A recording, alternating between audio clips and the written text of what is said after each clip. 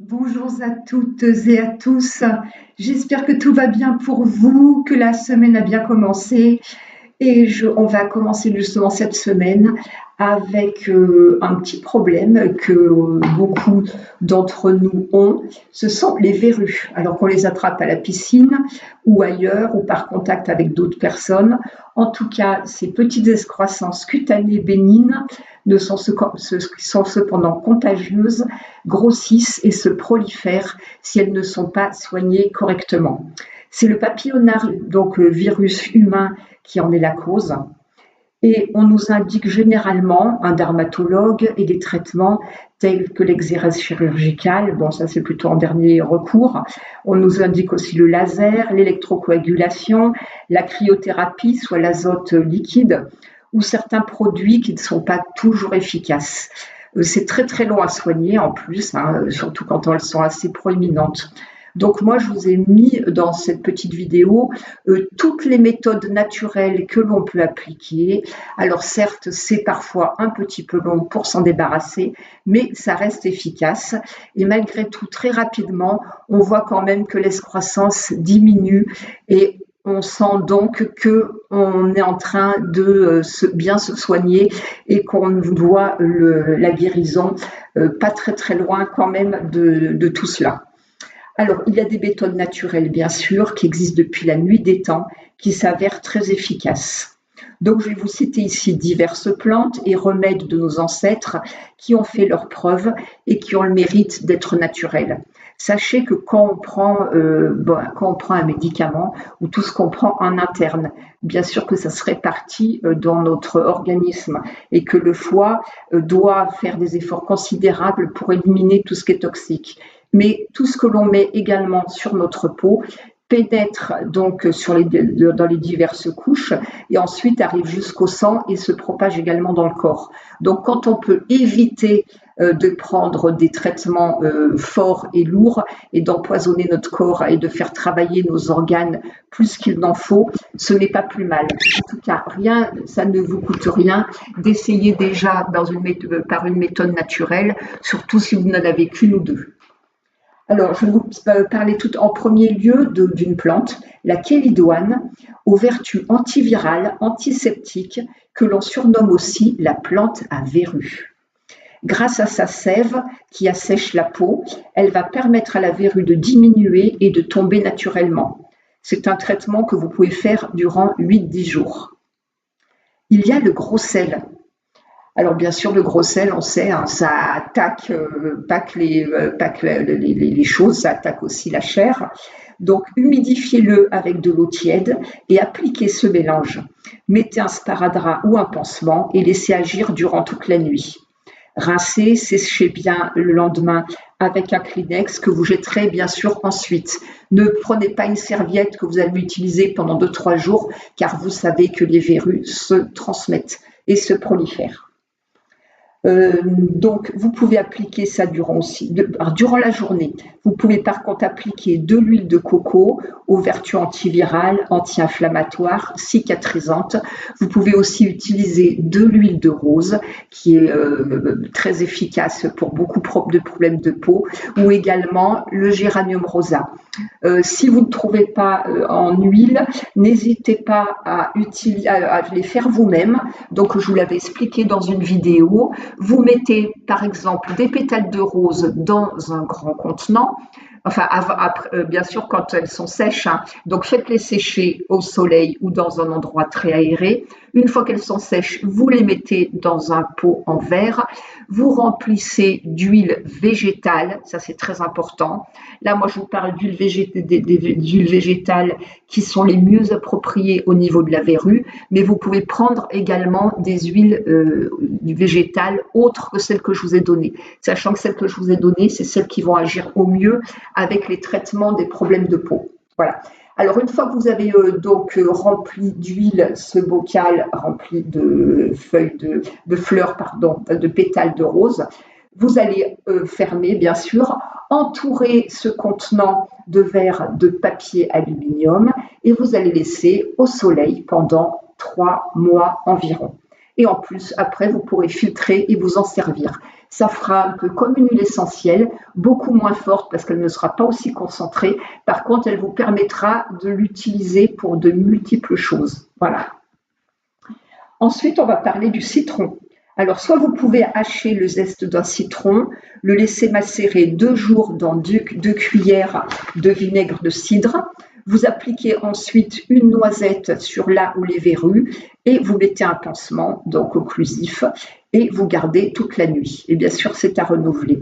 Moi, également, ce que j'ai fait, donc pour traiter la verrue d'une personne de ma famille, j'ai fait donc un de ces mélanges dont je vous parlerai plus bas qui a très très bien fonctionné et je lui disais aussi de mettre carrément une rondelle de citron donc pendant 5 à 10 minutes sur sa verrue directement et en une semaine la verrue qui était très importante a significativement baissé de volume. Voilà. Ensuite, il y a la gousse d'ail fraîche moulue directement sur la verrue. Grâce à l'action antiseptique, antivirale et fongique, l'ail va agir toute la nuit pour détruire peu à peu l'intruse. Il y a également le propolis. Alors, mélangez du propolis à de l'huile de coco dans un petit contenant de 50 ml à raison d'une cuillère à café de propolis. Vous pourrez ainsi utiliser ce mélange pour plusieurs jours. Ce produit fortifiant fabriqué avec amour par nos petites abeilles laborieuses saura aussi prendre soin de cette verrue récalcitrante et l'éliminer, à faire pendant plusieurs jours également. Vous pouvez également utiliser le saule blanc. Le saule blanc, il est très connu parce qu'il est mimétique de l'aspirine, grâce à son acide salicylique qu'il contient. Donc, mixez quelques feuilles, mélangez-les à de l'huile de coco ou des licrées italiennes. Alors, attention à l'hélicrèse italienne, elle a des vertus antifongiques, cicatrisantes, analgésiques, puissantes et anti-inflammatoires. Mais par contre, malgré ses bienfaits et ses vertus qu'elle possède, il ne faut pas l'utiliser pour les femmes enceintes et pour les enfants. Voilà, faites attention, ou autrement à toute petite dose, ou si ce n'est pas de l'huile essentielle, mais c'est juste de l'huile que vous avez fabriquée vous-même avec des fleurs d'hélicryse. Dans ce cas-là, c'est beaucoup moins dangereux et vous pouvez l'utiliser. Donc, préférez autrement l'huile de coco. Vous pouvez aussi utiliser de l'huile de rose ou de l'huile de géranium rosa. Donc, appliquez sur la verrue, ajoutez un pansement, ou vous pouvez l'utiliser, donc comme je vous l'ai dit, l'huile de rose, l'huile de géranium rosa, ou l'huile d'avocat également, qui est nourrissante et qui est très bien au niveau de la peau. Vous pouvez également vous faire des cataplasmes de souci. Cette petite fleur orangée à l'odeur si particulière contient aussi de l'acide salicylique. Donc, mixez des feuilles fraîches et appliquez-les directement sur la verrue. Donc, vous pouvez renouveler ça aussi plusieurs jours.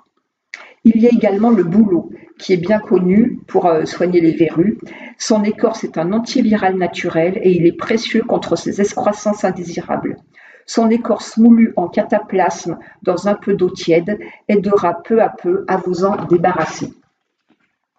Alors, côté huile essentielle, donc à ne pas utiliser en dessous de 6 ans et demander l'avis médical pour les femmes enceintes. Surtout quand c'est des huiles essentielles pures, pas des huiles essentielles que vous faites comme je vous ai donné la recette tout à l'heure, avec des pétales ou des feuilles que vous avez ramassées vous-même et avec de l'huile que vous laissez et ce mélange que vous laissez macérer pendant 3 mois. Là, c'est pas vraiment de l'huile essentielle. Ça se rapproche, bien entendu, et ça donne de multiples vertus. Par contre, ça n'a pas la teneur très importante d'huile essentielle, avec quoi il faut vraiment faire attention. Voilà, qu'il faut utiliser avec parcimonie. Donc, ne jamais utiliser d'huile essentielle pure, hein, ça c'est très important. Toujours la diluer dans une huile végétale. Donc, 1 à 2 gouttes maximum pour une petite cuillère à café d'huile végétale. Vous pouvez utiliser le tea tree, donc 1 goutte dans une cuillère à café d'huile de coco à appliquer sur la verrue 2 fois par jour. Et si vous ne travaillez pas, vous pouvez utiliser 3-4 fois par jour. Ça ne fera qu'accélérer donc le mouvement.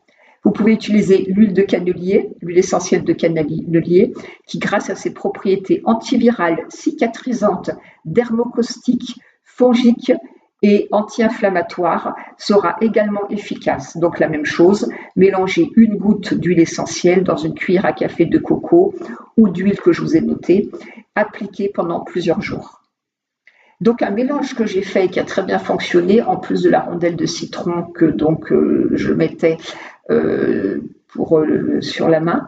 Donc un mélange qui est très efficace, qui a bien fonctionné, il avait une grosse verrue donc au niveau du creux de la main et qui malgré les traitements persistait. Donc j'ai fait dans un contenant de 10 millilitres 2 gouttes d'huile essentielle de citron, une goutte d'adjuvant, une goutte de cannelier dans de l'huile d'hélicryse italienne ou de coco.